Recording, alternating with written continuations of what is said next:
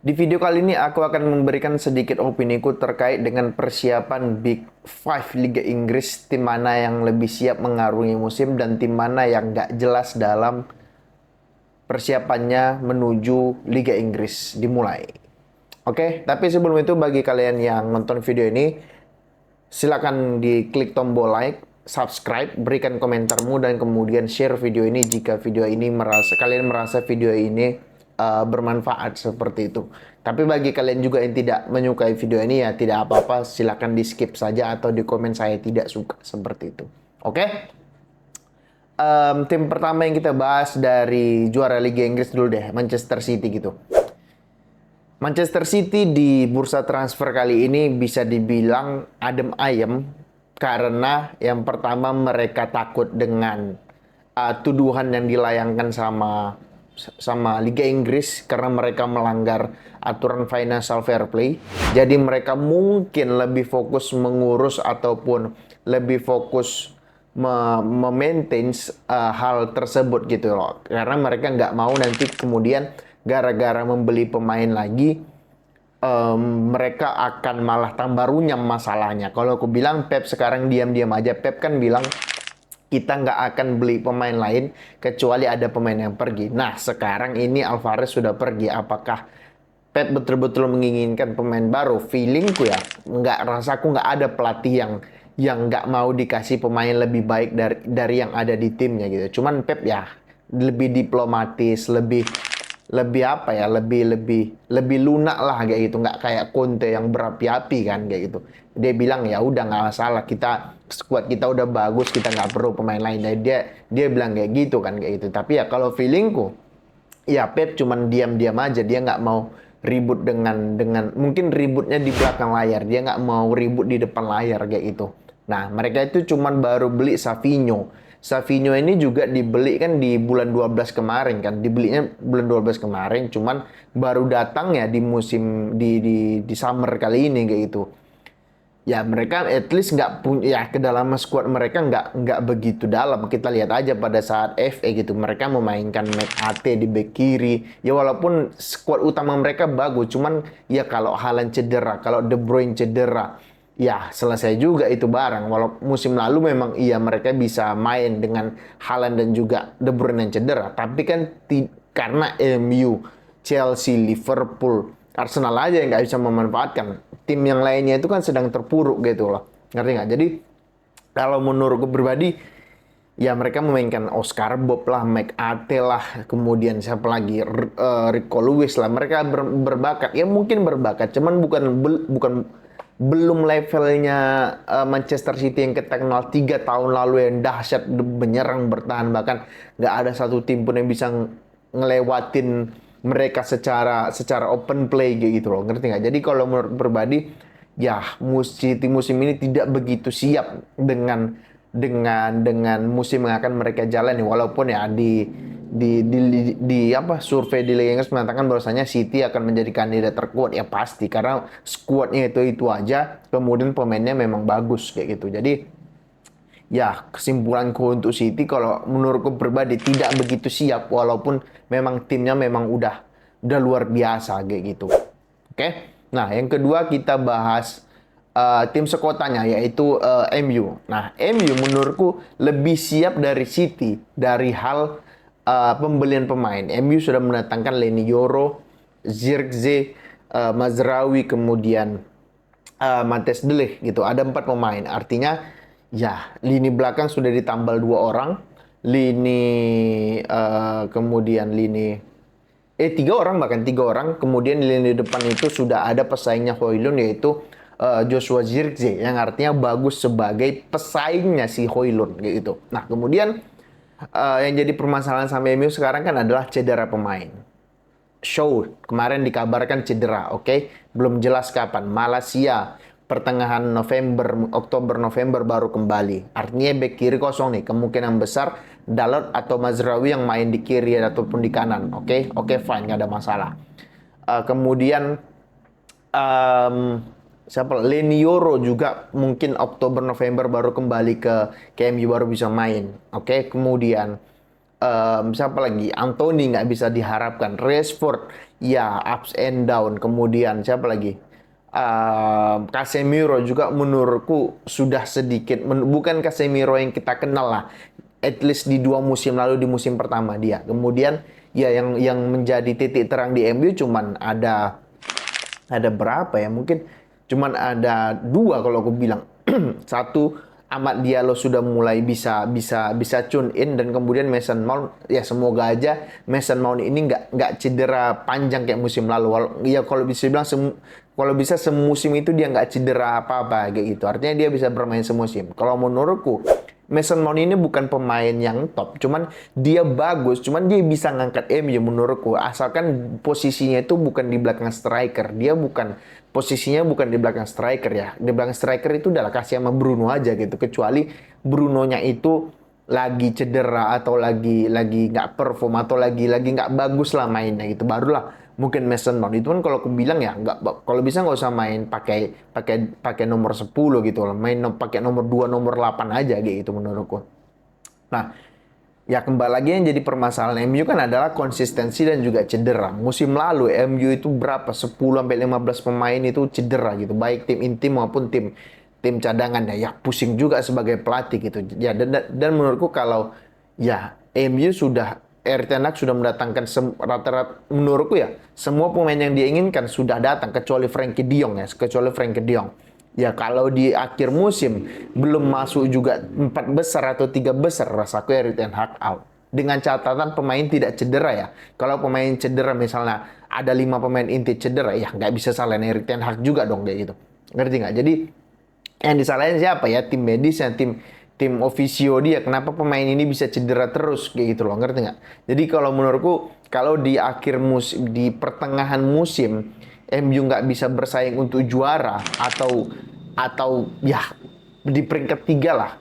Ya rasaku dengan catatan pemain tidak cedera, ya Erik ten Hag out. Kalau aku bilang siapa penggantinya ya bingung juga kita sambungin. Nagelsmann bisa kok jadi pengganti, nggak jadi masalah, bisa aja gitu loh, nggak jadi masalah juga. Nagelsmann tinggal bayar buyout clause-nya aja kan gitu loh, tinggal bayar sisa kontraknya aja sama federasi sepak bola Jerman, ya selesai juga itu barang gitu. Kalau udah uang bicara selesai itu gitu, oke? Nah itu MU. Kemudian siapa lagi? Sekarang Arsenal. Ya, kalau aku bilang Arsenal kalau musim gini, kita bahas transfernya dulu, oke? Arsenal, yang setahu ya, baru membeli satu pemain yaitu Calafiori, posisi back sayap ya, kalau nggak full back ya itu. Sedangkan yang mereka butuhkan adalah penyerang. Penyerang mereka Gabriel Jesus, come on, kalau dia hebat nggak dibuang City, oke? Kemudian Nketiah kabarnya akan ke Marseille ya, Marseille. Oke. Kemudian Trossard bukan striker, Havertz bukan tipe striker nomor 9. Musim lalu mereka bisa cetak banyak gol, mereka bisa di peringkat 2. Alasan yang pertama, tim-tim pesaingnya itu lagi jeblok, oke. Kemudian mereka bisa cetak banyak gol dari mana? Dari set piece, dari apa? Dari tendangan pojok lah, dari free kick lah, kemudian penalti dan lain sebagainya. Kebanyakan kan dari situ, oke. Bukan dari striker nomor 9 mereka kayak gitu. Nah, kemudian ya bodohnya Arsenal, bukan bodoh sih, sialnya Arsenal adalah di 2 musim terakhir ini seharusnya mereka yang menjadi juara gitu. Karena mereka itu sudah berada di puncak klasemen sampai ya 5 match terakhir. Tapi mereka kalah kemudian disusul sama City kayak gitu ya. Kalau musim ini dengan City yang kedalaman skuadnya kayak gitu, kemudian mereka nggak bisa juara, ya rasaku alamat kapal lain Arsenal. Nggak akan pernah juara lagi. Pegang cakapku, mereka nggak akan pernah juara lagi kalau karena MU juga semakin bagus kan, semakin MU, kemudian ya Liverpool, kemudian ya Chelsea, Cloud aja lah. Dengan tim-tim yang semakin berbenah, dengan Arsenal yang pemiliknya pelit, nggak mau beli striker, nggak mau beli apa, ya rasaku selesai ini Arsenal. Maka dari itu, yang jadi permasalahan sama Arsenal adalah mereka sejauh ini belum menunjukkan niat untuk membeli striker nomor 9. Ya striker nomor 9, Vlahovic, Osimhen, Sesko nggak akan mungkin, kemudian Boniface punyanya Leverkusen juga nggak akan pergi ya. Kemungkinan besar Vlahovic atau Osimhen release clause 130 juta. Ya kali dia mau pemilik Arsenal mau lepas. Juventus si Vlahovic, ya kita lihat apakah Vlahovicnya feelingku nggak mau pindah gitu. Juve-nya mungkin juga butuh duit. Pertanyaan sekarang kan pemilik Arsenalnya nih mau atau nggak membeli striker dengan harga 100 juta ke atas, karena stok striker juga nggak banyak dan juga terbatas kan. Jadi ya kita lihat apakah pemilik Arsenal ini bersedia untuk membelinya kayak gitu. Ya itu permasalahan Arsenal kayak gitu. Kemudian kita bahas Liverpool. Nah, Liverpool dengan nakoda baru yaitu Arne Slot. Sejauh ini di pramusim mereka selalu menang dan ya bisa dibilang bermain bagus lah kayak gitu. Karena apa? Karena memang pelatih pemainnya itu udah bagus ya. Jadi permasalahan sama Liverpool kan adalah kalau pemain intinya itu cedera karena pemain cadangannya itu tidak memadai gitu. Kalau Van Dijk cedera, Salah cedera, selesai itu barang. Selesai itu barang. Nggak usah lah dua pemain. Salah satu dari kedua ini aja cedera. Selesai itu barang. Musim lalu mereka menurun penampilannya kan karena Salah pergi ke Piala Afrika dan kemudian dia balik, dia nggak menemukan performa terbaiknya, makanya mereka makin lama turun kan posisinya dari perebutan gelar. Oke. Sedangkan di musim ini mereka belum membeli pemain satu pun ya kalau nggak masalah. Terakhir mereka ingin membeli Zubimendi, tapi Zubimendinya menyatakan nggak mau pindah. Selesai itu barang. Kemudian siapa apa lagi? Jadi permasalahan juga dari Liverpool adalah pemiliknya itu pelit, kayak Glazer lagi, tapi Glazer masih mau ngeluarkan duit. Kalau Liverpool, Arsenal, kemudian Spurs itu terkenal pelit kan pemiliknya. Jadi ya good luck aja gitu loh. Semoga musim depan Salah cedera, Van Dijk cedera, Alisson cedera, kita lihat sebagus apa pelatih Belanda yang botak satu itu gitu kan. Karena kalau aku pribadi ya jangan ambil pelatih Belanda deh.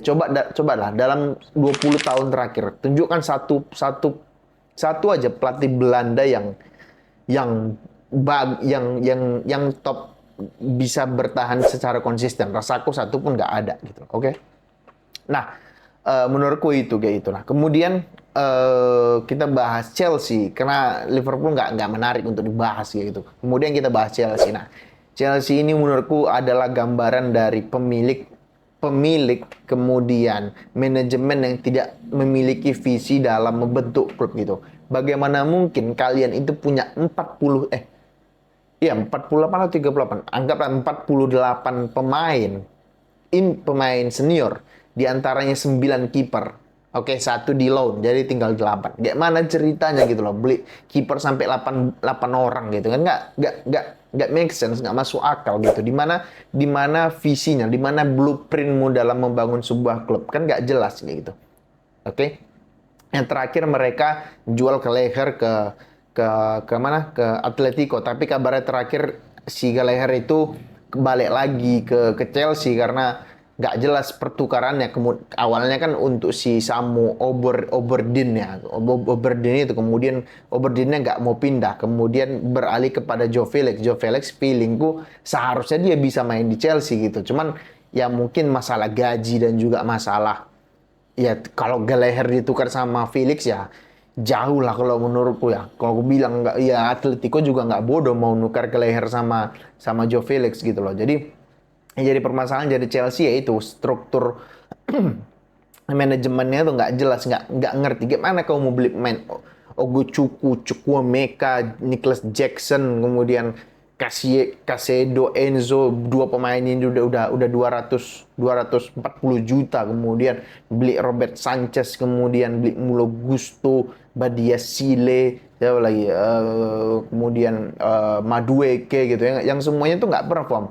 Ya artinya ya kasarnya warna kulitnya sama, wajahnya sama, cara bermainnya juga sama. Gimana mungkin kamu membangun sebuah klub dengan ya Chelsea yang ini bukan, ya kita kan nonton bola bukan setahun 2 tahun. Kita mungkin nonton bola mungkin minimal 10-15 tahun. Kita tahu Chelsea luar biasanya dengan Drogba, Petr Cech, John Terry, Michael Ballack, Lampard, siapa lagi?